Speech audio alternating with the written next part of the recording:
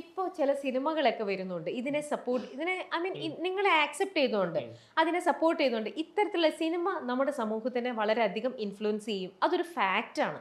സിനിമയിലെ നല്ലതും സിനിമയിലെ ചീത്തയും ഇതെല്ലാം നമ്മൾ കാണുന്നുണ്ട്. മനുഷ്യന്റെ സ്വഭാവം വെച്ച് നല്ലത് നോക്കി ഒരാൾ നല്ലതായിട്ടിരിക്കുന്നത് കാണുമ്പോൾ നല്ലതിനെ ഇത് ആക്സെപ്റ്റ് ചെയ്യുന്നതിനെക്കാട്ടിലും തെറ്റുകൾ കാണുമ്പോൾ തെറ്റിലേക്ക് വഴുതി പോവുക എന്നുള്ളതാണ് മനുഷ്യന്റെ ഒരു ഹ്യൂമൻ ഒരു നേച്ചർ എന്നുള്ളത്. എന്നാൽ ഇത്തരത്തിലുള്ളത് കാണുമ്പോൾ പോലും നിങ്ങൾക്ക് സപ്പോർട്ടീവായിട്ട്, കമ്മ്യൂണിറ്റിക്ക് സപ്പോർട്ടീവായിട്ട് ഇനിയുള്ള ഫ്യൂച്ചർ വരും അങ്ങനെ ഒന്നും ഒരിക്കലും തോന്നുന്നില്ലേ? ഒക്കെ പിന്നിലോട്ടോ. ലൈക്ക് ഇപ്പൊ സൂക്ഷ്മദർശിനി എന്നുള്ള മൂവി കണ്ടായിരുന്നു. അതെ, അതില് ലാസ്റ്റ് രണ്ട് ലെസ്ബിയൻ കപ്പിളിനെ ആസിഡ് വെച്ച് കൊല്ലുന്നതാണ്.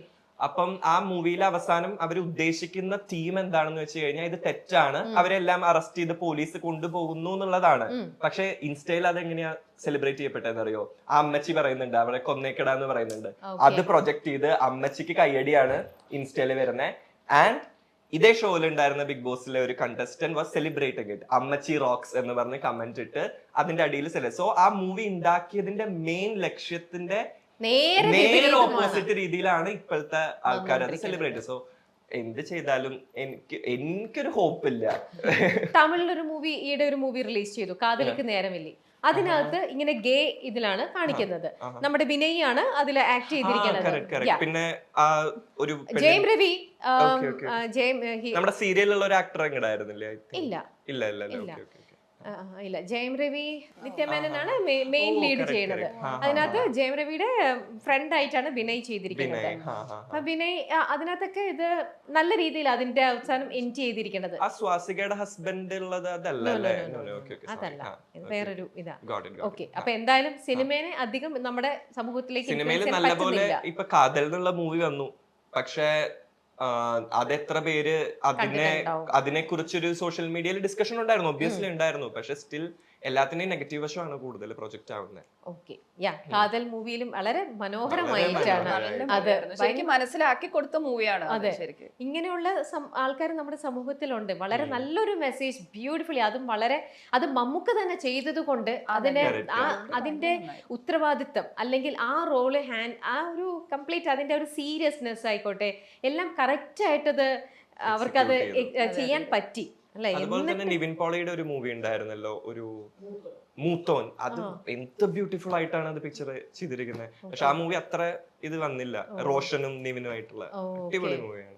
പക്ഷെ അതൊന്നും ഡിസ്കസ് ചെയ്യപ്പെടുന്നില്ല. പക്ഷെ സൂക്ഷ്മദർശിനിയിൽ അമ്മച്ചിനെ ഡിസ്കസ് ചെയ്യപ്പെടുന്നു. ഓ, ആ മൂവിനെ കുറിച്ച് വിനീത് ശ്രീനിവാസന്റെ ഒരു മൂവി ഞാനും അമ്മയും മോനും കൂടി കാണാൻ പോയി. ഞങ്ങൾ പകുതിക്ക് വെച്ച് ഞാൻ ഇറങ്ങി പോന്നു. ഞാൻ പറഞ്ഞു ഞാൻ ഇനി ഇരിക്കില്ല, ഞാൻ പോവാണ് പറഞ്ഞു. എന്താ മൂവിയുടെ പേര്? എനിക്ക് ഓർമ്മയില്ല. ഇപ്പൊ വന്നില്ലേ എന്തോ കുറെ കല്യാണം എന്നൊക്കെ പറഞ്ഞിട്ട് ഒരു ജാതി ജാതകം. എന്താ അപരാധമാണ് ഉണ്ടാക്കി വെച്ചത്. അതില് ഈ സോഷ്യൽ മീഡിയയിൽ നമ്മൾ ഇടുന്ന കമന്റ്സ് ഉണ്ടല്ലോ, അത് തന്നെ പച്ചക്ക് ഇങ്ങനെ പറഞ്ഞുകൊണ്ടിരിക്കുകയാണ്. ഇവനെ കാണുമ്പോ ആ പേരാണ് വിളിക്കുന്നത്. മലയാളത്തിൽ ഒരു പേര് പറയും, ആ പേര് തന്നെ ഇവരിങ്ങനെ റിപ്പീറ്റ് ചെയ്തോണ്ടിരിക്കുകയാണ്. എന്നിട്ട് എന്താ അത്രയും എത്ര മോശം തീമായിരുന്നു എന്നറിയോ? ഞാൻ പറഞ്ഞു ഞാൻ ഇരിക്കില്ല, ഞാൻ പോവാണെന്ന് പറഞ്ഞു. ഞാൻ പോന്നു. എന്റെ അമ്മയ്ക്ക് പോലും വിഷമായി.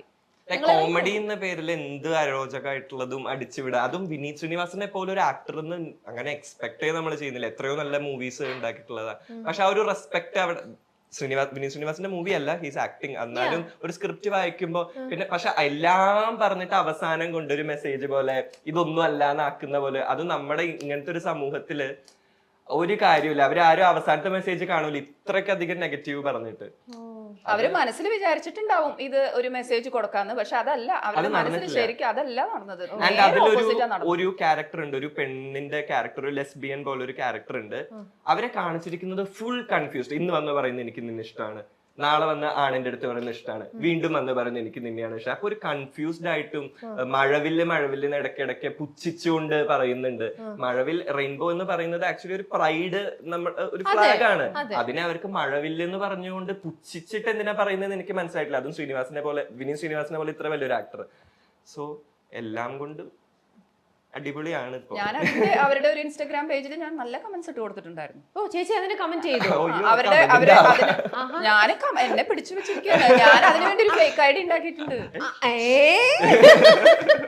അതെന്താ ചേച്ചി ഫേക്ക് ഐഡി ഉണ്ടാക്കുന്നത്? അതെന്താന്ന് വെച്ചാല് ഫേക്ക് ഐഡി അല്ലെങ്കിൽ ഇവനെ ബാധിക്കും. അത് ഇനിയിപ്പോ ഞാൻ എന്തെങ്കിലും ഇട്ട് കഴിഞ്ഞാല് പിന്നെ നമ്മൾ അത് നോക്കിയിരിക്കുന്ന കുറച്ച് അതിൽ ഏറ്റവും തമാശ എന്താണെന്ന് വെച്ച് കഴിഞ്ഞാൽ അമ്മ വന്ന് കമന്റ് ഇടുന്നത് ലൈക്ക് കറക്റ്റ് പ്രോപ്പർ ആയിട്ട് ഈ മൂവിയിൽ ഇങ്ങനെ ഒരു കാര്യം പറഞ്ഞത് മോശമായി എന്ന് പറഞ്ഞത് ഇട്ട് കഴിഞ്ഞാൽ അതിന് റിപ്ലൈ വരുന്നത് പോടി മറ്റവളെ നീ ആരടി ഇവർക്ക് വാലിഡ് ആയിട്ടുള്ള ഒരു പോയിന്റ് ഇല്ല, ഒരു 10 തെറി മാത്രമായിരിക്കും റിപ്ലൈ വരുന്നത്. പക്ഷെ ഇത് നല്ലൊരു പേജ് ആയിരുന്നു ഇവരുടെ. നല്ലൊരു പേജിലാണ് ഒരു സ്ത്രീ നല്ലതാണ് ഇട്ടിരിക്കുന്നത്, ഈ മൂവി ബാൻ ചെയ്യണം എന്ന് പറഞ്ഞിട്ട് ഇവരുടെ തന്നെ കമ്മ്യൂണിറ്റിയിൽ പെട്ട ആരുടെയോ ആണ് ആ പേജ്.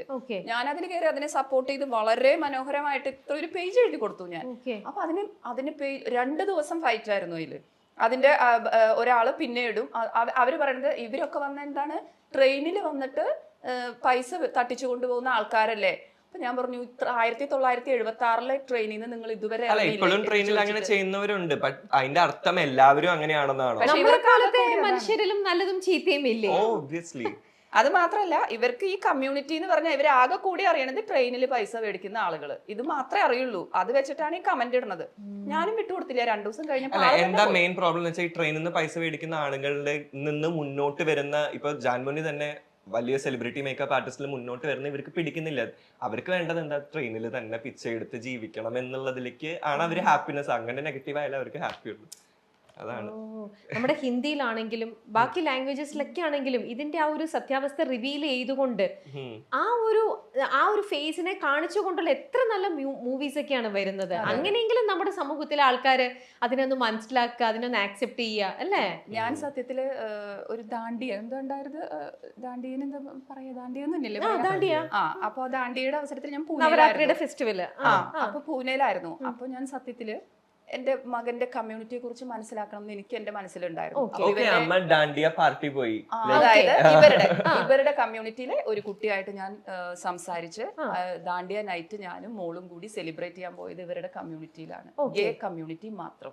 എന്നിട്ട് അവിടെയാണ് ഞാൻ നൈറ്റ് സ്പെൻഡ് ചെയ്ത്. നൈറ്റ് ഫുള്ള് അല്ല, ഒരു 2:30 വരെ അവിടെ ഭയങ്കര ദാണ്ടിയും ഡാൻസും ഒക്കെ ഉണ്ടായിരുന്നു. ഇത്ര സന്തോഷം, ഫുൾ ഇങ്ങനത്തെ കുട്ടികളാണ് ഇവരെല്ലാവരും. ഭയങ്കര ഹാപ്പി ആയിട്ട് അവിടെ ഡാൻസും പാട്ടും. ഞാൻ എവിടെയും സെലിബ്രേറ്റ് ചെയ്യാൻ പോയില്ല, ഞാൻ അവരുടെ ഒപ്പം. ഇവൻ പോലും പിന്നീടാണ് അറിഞ്ഞത്. ഞാൻ അവിടെ പോയി എന്റെ കുട്ടിയുടെ അവസ്ഥ എന്താന്നുള്ളത് എനിക്കറിയണ്ടേ. ഞാൻ അവിടെ പോയി അവരുടെ ഫുള്ള് ദാണ്ടിയ കളിച്ച് അങ്ങനെ സെലിബ്രേറ്റ് ചെയ്ത് പോന്നു ഞാൻ. അത് കഴിഞ്ഞപ്പോൾ ഇവന് ഭയങ്കര ഹാപ്പിയായി. പിന്നെ എല്ലാവരും വന്നിട്ട് അഭിഷേകിന്റെ അമ്മയാണോ എന്ന് ചോദിച്ചിട്ട് എന്നോട് കുറെ പേര് സംസാരിച്ചു. അവർക്ക് റെസ്പെക്റ്റും ഇതൊക്കെ കാണണം. കുറെ പേര് കരയണു. അപ്പൊ നമുക്ക് അവരുടെ വീടുകളിൽ നിന്ന് പുറത്താക്കിയ കുട്ടികളുണ്ട് ഒരുപാട് പേര്. ഇത് അറിഞ്ഞിട്ട് വീട്ടിൽ നിന്ന് മാറ്റി നിർത്തിയത്. അങ്ങനെ ഒരു ഫെസ്റ്റിവലും ഞാൻ ആഘോഷിച്ചു അവിടെ പൂനെയില്. Very lucky Abhishek. ഇങ്ങനെ അണ്ടർസ്റ്റാൻഡ് ചെയ്യണ ഒരു അമ്മ ശരിക്കും ഭയങ്കര ഒരു സപ്പോർട്ടിങ് സിസ്റ്റമാണ്. ലോകത്ത് നമ്മളെ വേറെ ആരും മനസ്സിലാക്കിയില്ലേലും നമ്മളെ ഈ ഭൂമിയിലേക്ക് കൊണ്ടുവന്ന ആ അമ്മ ശരിക്കും ഗ്രേറ്റ് ചേച്ചി, ശരിക്കും സൂപ്പർ. ഞാനും ഇന്നൊരു അമ്മയാണ്. എനിക്കതുകൊണ്ട് ആ അമ്മയുടെ ഫീലിംഗ് അത് എത്രയായാലും അല്ലേ, എനിക്കത് കറക്റ്റായിട്ട് അതിന്റെ ഫീല് കിട്ടുന്നുണ്ട്. സോറി,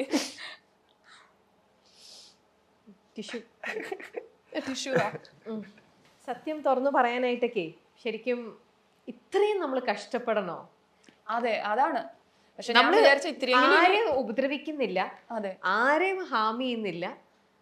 ഇതൊക്കെ ആ സൂപ്പർ പവറിന്റെ ഒരു ക്രിയേഷൻ ആണ്.